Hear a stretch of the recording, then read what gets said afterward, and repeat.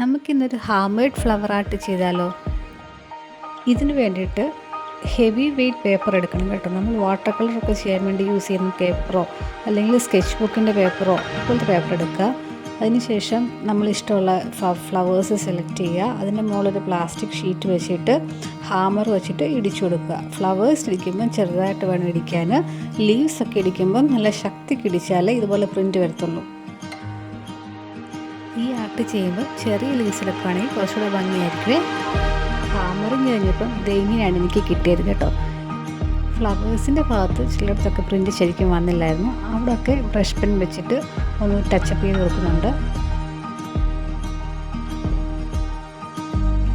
ഇനി നമുക്ക് black pen വെച്ചിട്ട് ഒന്ന് ചെറുതായിട്ടൊന്ന് ഹൈലൈറ്റ് കൊടുക്കുകയാണെങ്കിൽ കുറച്ചുകൂടെ ഭംഗിയായിരിക്കും കേട്ടോ.